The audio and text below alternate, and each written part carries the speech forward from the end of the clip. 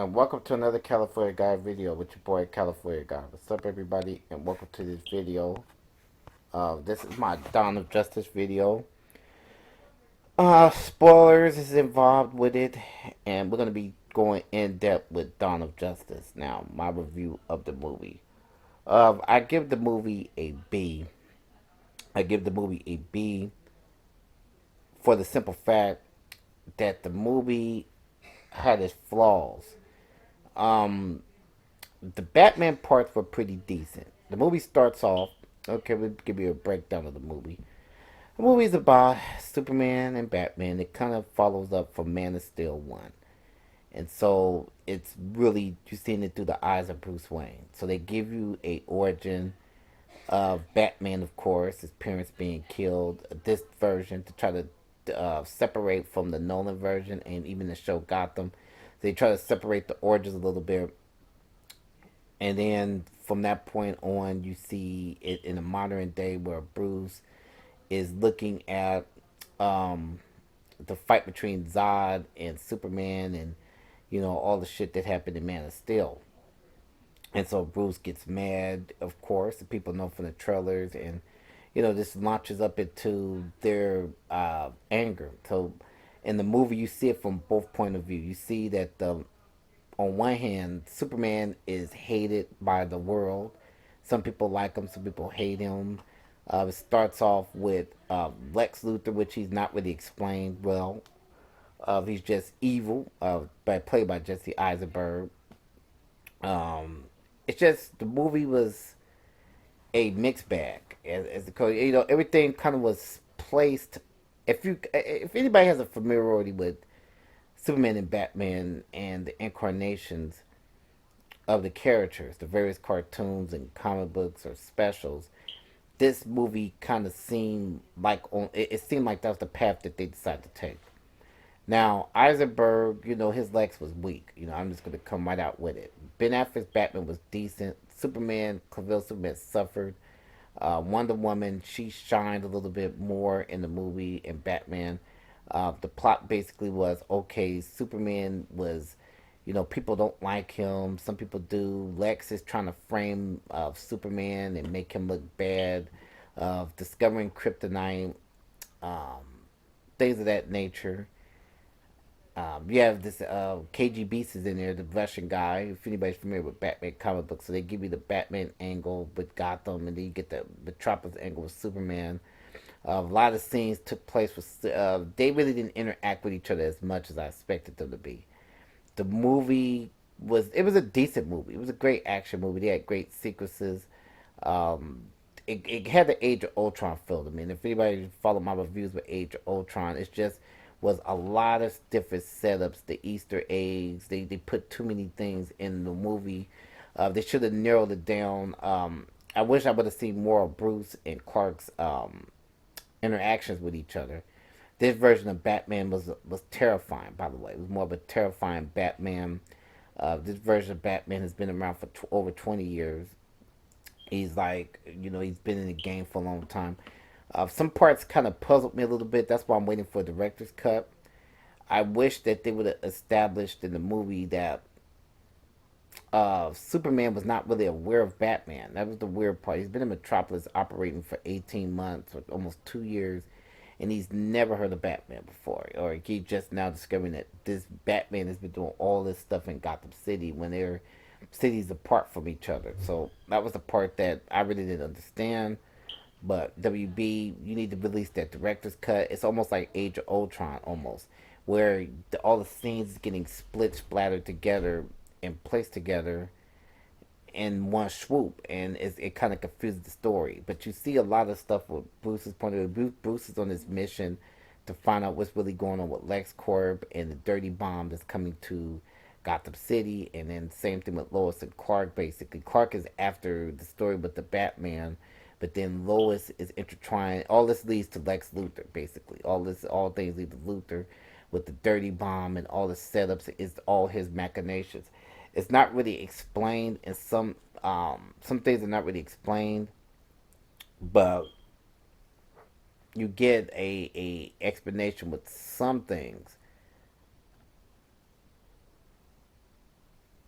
but Lex, he's just, he's evil. Eisenberg played Lex. He's just an evil guy at the end of the day. So you really don't get no origin to why he hates Superman. He just hates him. He's a billionaire brat, and he hates Superman. That's just it. So you really don't get no origin and explanation to that. Bruce, they gave you a really good monologue with Batman, so they gave you sort of a build up. Wonder Woman, it was over a picture. I guess Lex was keeping a dossier on the metahumans. Again, this was a setup for the DC Cinematic Universe, a setup with the metahuman angle of super beings walking the earth. So I guess they were going into that angle, which is going to give you some lead ups to Suicide Squad also. So you get more, I guess, with Suicide Squad. Overall, the movie was a B to me because I like the Superman and Batman fight. I like Batman. Thought he was awesome in the movie. That's what sold the movie was Batman. Batman kind of made the movie. So Batman's fight scenes, the Batmobile crashing through Gotham City and going at the KGBs and the fight scenes that Batman had was awesome. It kills Captain America's fight scenes in Winter Soldier. So I'll say that. But overall, the movie, it was like Age of Ultron. It had too much into it, and they should have scaled back on some. Like the nightmare sequence was perfect, but then when they had the scene with the Flash, that's where they fell apart. When they put the scene through the portal, that made no sense. The Doomsday part with the death of Superman was perfect because it reminded me of the comic book, the death of Superman. So I did love the death of Superman angle that they placed into the movie. I love seeing Wonder Woman. She was another highlight of the movie. I actually look forward to seeing a Wonder Woman and solo Superman movie.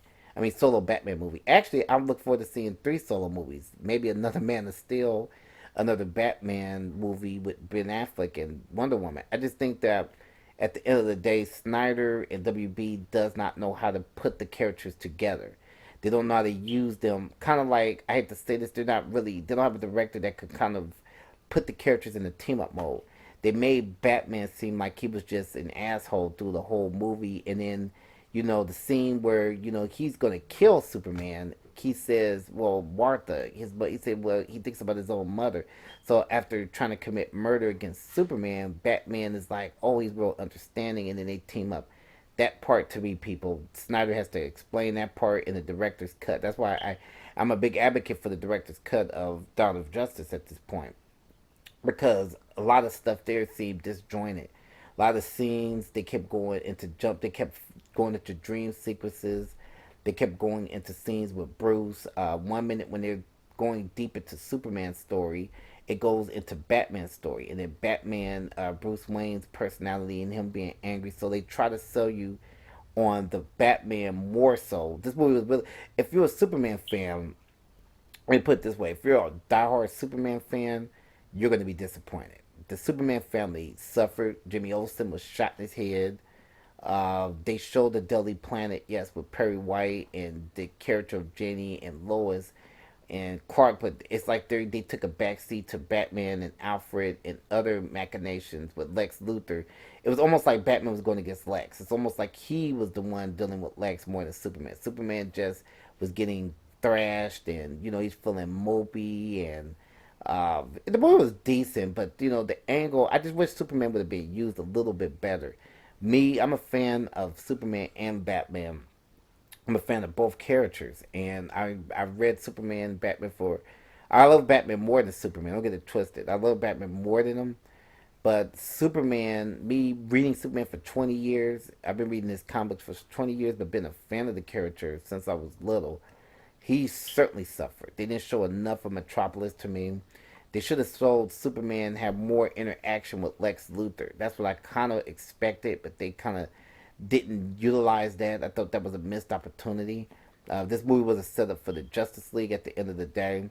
Uh, I didn't care for the part either where Lex was giving them code names through his dossier. I didn't really care for that either. People do know that they're not going to have Superman in the Justice League Part 1. Snyder pretty much confirmed that in the Entertainment Weekly magazine that, because they killed him, that Batman is going to just have a Justice League team taking on whatever threat that comes in Part 1. But here's the good points about Dawn, though. The Parademons was perfect. Again, the Batman fight scenes was good. The guy that played KG Beast was decent. The Doomsday versus Superman and Wonder Woman was perfect. I did like that because it reminded me of the death of Superman. But other than that, it just the movie just went too fast for 2 hours. Um, you didn't really get enough Superman and Batman scenes together, I think, or Bruce and Clark scenes that I thought they were going to have. The party scene, they went flat on the party scene.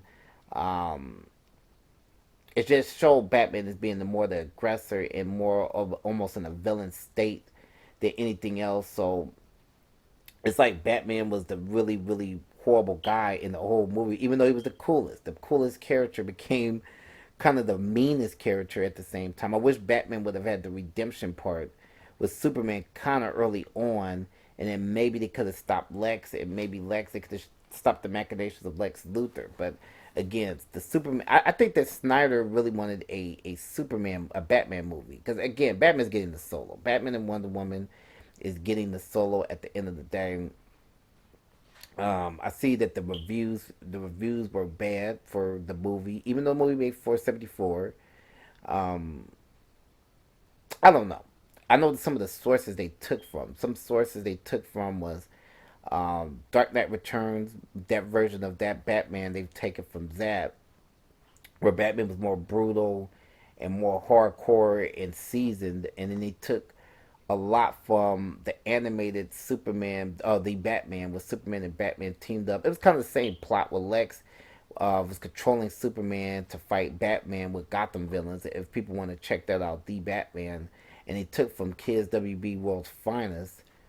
They also took from the Superman Batman '96 maxi series that they have. It's just hard trying to do I just think that they picked wrong on the director of the movie, and it was almost like again Age of Ultron where they put too much into it. Some good ideas got shuffled. That's why I think we need the director's cut. I really want to see more backstory with the Batman when it came to the Joker and what happened to Robin and some of his Bat family. So it would have been nice to have seen that. But I was content with what I got with Batman. I really do want to see a solo Bat movie. But I think Dawn of Justice is a B only because of Batman, Wonder Woman, and the death of Superman angle. But outside of that, the movie was very thin. It wasn't strong enough. I don't hate the movie, but it just was not strong enough.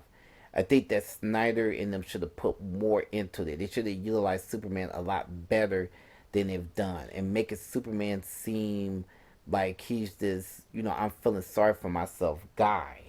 Maybe they should have gave a Superman solo movie before this movie. Maybe that should have happened. I agree with the review on Batman on film is that the three characters should have had solos. I think that WB, and it's just my thought real quick. WB is good at solo movies for each of the characters. Wonder Woman, Batman, and Superman. They're very good at that. I don't know if they're good at team ups. Now, Justice League is going to be the big test with more characters. But it seems like they're good at just the solo part for film. I don't get it. Same for even the TV shows. They suffer when they kind of team them up, but when they're solo and they're in their own universes, it's like they're on point. The Batman was on point, but it seemed like Batman had his own movie at the same time. It seemed like Batman was in his own film, and then Superman seemed like he was in his own film.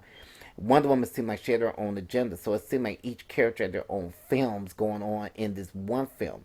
As Superman was the co-star of the film, it's almost like Superman was the cameo in his family, like they were setting up for his own movie. So it's like Batman just dominated the whole movie, and it felt so much of a Batman movie featuring Superman at the end of the day. And the Justice League is going to have Batman again as the leader, gathering heroes together in order to fight a threat. So it just seemed like they really did they dropped the ball with Superman in the second movie, and it's like WB, if you're listening, Warner Brothers, they need to just concentrate on spin-off films for Dawn of Justice at this point. I think that would be the best bet for them. Try to get that Batman solo in development, get another Superman movie in development, and a Wonder Woman movie, and then see what happens after that point. But let's stop with the team ups. I think that that's the big mistake that they're making. If you're looking at Marvel, do team ups, but it's not working with you guys at this point in time. And people are coming out more polarized than anything else, and it's maybe going to suffer at the box office because of it. So, this is part one. So, like and share this video, people. Peace out.